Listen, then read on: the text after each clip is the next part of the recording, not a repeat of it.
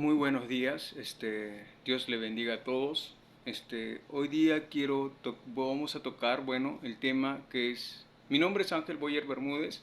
Bueno, ahorita lo que voy a hacer es, enseñar sobre el tema del diezmo, profundizar desde el Antiguo Testamento hasta el Nuevo Testamento las cosas claras, para que tengan entendido sobre el tema del diezmo, ya que tengo por entendido que son muy pocos los que leen, mayormente la gente que asiste a las iglesias son oidores de la palabra, pero no investigan, no leen, no les gusta leer. Entonces, yo voy a tratar de enseñarles, y ustedes con su Biblia en mano van a entender esta parte sobre el tema del diezmo. Yo no soy evangélico, no soy adventista. Mi estudio fue particularmente de los 14 años hasta los 19 años que terminé de leerlo por primera vez la Biblia. Ahora lo estoy leyendo por segunda vez, profundizando más los temas. Bueno, ahora empecemos con el tema del diezmo. Es importante que lo sepan para que no se dejen estafar y para que realmente se trabaje en la obra de Dios como Jesucristo y Pablo realmente lo quisieron. Entonces, vamos a empezar primero por el primer libro. El libro de Levítico, vamos todos a sus Biblias, abran sus Biblias, en el libro de Levítico, abrimos el capítulo 27, del versículo 30 al 32, en el cual, en esta primera parte, Yahvé, o Jehová, como quieran decirle, que es nuestro Dios, mandó a Moisés eh, sobre el tema de que todo el pueblo debería diezmar. Eso fue una ordenanza de Dios a Moisés. Ahora, si vamos más adelante, si vamos en los otros libros como en Génesis, en el capítulo de Génesis, capítulo 28 y versículo 22, Jacob también dio el diezmo. Esto es bíblico y eso está en el Nuevo Testamento, en el Antiguo Testamento, perdón. En Génesis, en el capítulo 14, versículo 20, también habla, Abraham también diezmó.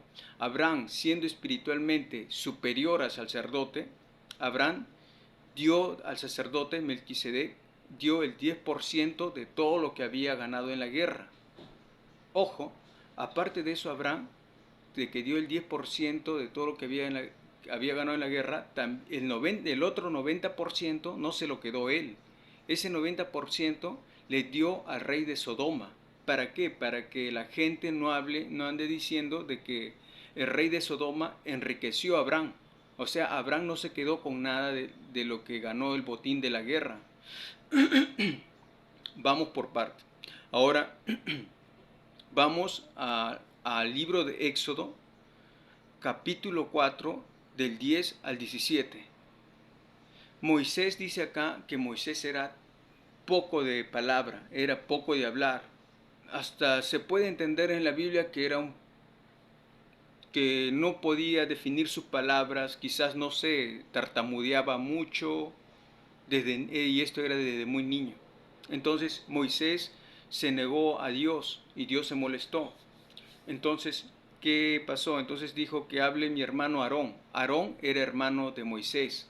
Aarón era un sacerdote de aquellos tiempos de la tribu de Leví y hermano de Aarón. Entonces, partimos de ahí, que en el Antiguo Testamento a quienes se le diezmaban era al hermano de Moisés, es decir, al sacerdote Aarón. Ahora, vamos al libro de Números, al capítulo 18, empezamos del versículo 1, ¿ya? En el versículo 18 dice que Aarón y sus hijos, dice, en adelante, delante del tabernáculo, por orden de Yahvé, Aarón iba a ser el sacerdote y sus hijos, su descendencia, iban a ser también sacerdotes. Eso es lo que me menciona, del 1 al 5. Ahora, si vamos al del libro Números, capítulo 18, versículo 6, los levitas también dicen que los levitas iban a ayudar en este ministerio del don del servicio del sacerdocio a Aarón. Y en el versículo 17 dice que Aarón y sus hijos son sacerdotes en el altar por el don de servicio de sacerdocio. ¿Y qué dice? ¿Qué más? Y el extraño que se acercare morirá. O sea que esto era tan solo para Aarón y sus hijos, su descendencia de sacerdotes, para nadie más. El Antiguo Testamento es claro. Ahora, si vamos al versículo 8, Números capítulo 18, versículo 8 dice, también a Aarón se le ofrenda eh, y también aparte de las ofrendas que se le da, también se le da los diezmos. Era el sacerdote Aarón, sus hijos que van a ser los descendientes, los futuros sacerdotes, de ahí ningún otro más. También habla que las ofrendas iban a parar para Aarón. Ya. Pero si vamos al versículo 8, dice que esto es por estatuto perpetuo. ¿Qué significa estatuto perpetuo? Es por ley eterna. Es decir, que los diezmos tan solo iban a ser para Aarón y su descendencia, nada más, por ley perpetua. Eso está en libro de Números capítulo 18, versículo 8. El Antiguo Testamento está hablando claro, o sea, no está diciendo que en todos los tiempos, o sea, que fuera de la descendencia de Aarón y sus hijos también van a cobrar el diezmo, o que iba a ser obligatorio como una ley del Antiguo Testamento, porque era una ley, era obligatoria. Pero no dicen de que ahora ahora está en la descendencia de Aarón y que esa descendencia, los hijos, también van a ser sacerdotes y también lo vamos a diezmar, lo cual no es cierto. Eso dice el Antiguo Testamento, que tan solo es para Aarón, que es como sumo sacerdote, y para sus hijos, que son los futuros descendientes, que también van a ser sacerdote, y para ellos, como estatuto perpetuo, solo a ellos se les diezma, a nadie más. Hasta ahí está claro el Antiguo Testamento. ¿Ya? Ahora vamos. Dice, y en el versículo 11 dice, será tuyo también las ofrendas, a ti, Aarón, y a tus hijos, por estatuto perpetuo, o sea, por ley perpetua, o sea, por ley eterna. Tan solo para ellos, nada más. La Biblia es clara. No estoy tratando ni agregar, ni quitar, ni modificar, ni nada de eso. Estoy que lo digo como está en la Biblia. Ahora ustedes agarren su Biblia y investiguen y comprueben lo que yo estoy hablando. Ahora, si vamos al versículo 13, en el versículo 13, mire lo que habla. Dice que las primicias también son para Aarón.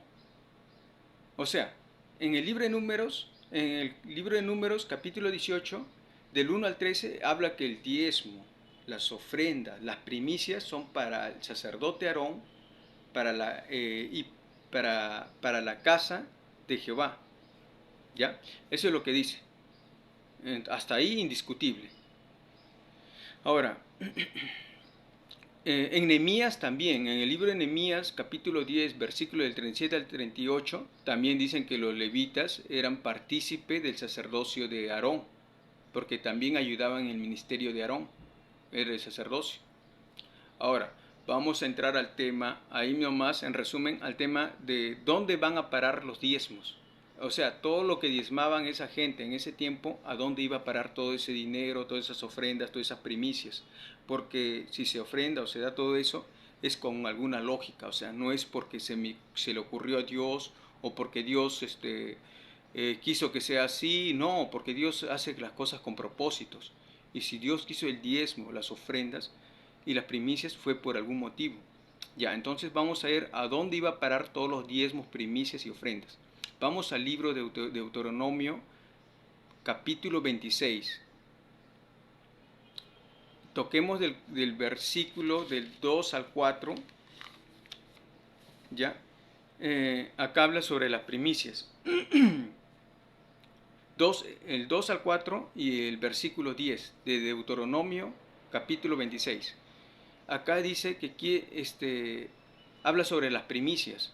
Y acá dice quiénes se van a beneficiar de las primicias. Acá dice que de las primicias se van a beneficiar los levitas y los extranjeros. O sea, la gente necesitada. Ya. Ahora vamos al mismo libro de Deuteronomio, capítulo 26, ahora el versículo 12 al 13. Dice que el diezmo es cada 3 años, no es mensualmente, como todo lo han cambiado para la actualidad, es cada 3 años. Aparte dice que los que se benefician de este diezmo es el sacerdote, es el levita, es el extranjero, es la viuda, ellos son los que se benefician. Y los huérfanos, pues, ¿no? En ese tiempo, producto de la guerra, los hombres morían y habían muchas viudas y habían huérfanos. Entonces había necesidad y a ellos eran a quienes se les daba el diezmo. En la actualidad, bueno, no existen huérfanos porque no hay guerras como en el Antiguo Testamento. Ahora lo que más es madres viudas, más que diga, son madres solteras. Pero ya es su responsabilidad, no le van a estar dando parte del diezmo a las madres solteras. Ese es otro tema.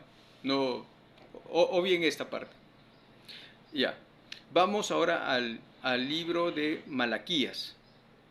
Al libro de Malaquías, eh, capítulo 4, versículos del 8 al 10. Dice, no habrá escasez de alimento en mi casa, dice. O sea que el diezmo, las primicias y las ofrendas era para la casa del sacerdote, o sea, para todo lo de la casa. ¿Qué implica en un sacerdote? Un sacerdote tiene un templo, una iglesia. Entonces, si no va a haber escasez en su casa, quiere decir que para todo lo de su casa, para todos los congregantes de la iglesia, para todos los necesitados, no iba a haber escasez. ¿Por qué? Porque el sacerdote iba a ser justo, iba a dar la plata a los necesitados, como dice en los versículos anteriores, que ese diezmo, primicias y ofrendas iban a parar para los levitas, para los extranjeros, para las viudas, para los huérfanos. Entonces, de hecho, que no va a faltar el alimento en su casa. No dice en Malaquías capítulo 4, del 8 al 10, no está diciendo, no va a haber escasez en tus bolsillos, Aarón. Está diciendo, no va a haber escasez en la casa. Hasta ahí todo entendido. La limosna sí, la limosna se le da a cualquiera, a cualquier necesitado. Eso está en Mateos capítulo 6, del 1 al 3, dice que las limosnas se le dan al pueblo, a la gente que realmente necesita. Hasta ahí todo ok, entendido. Ya.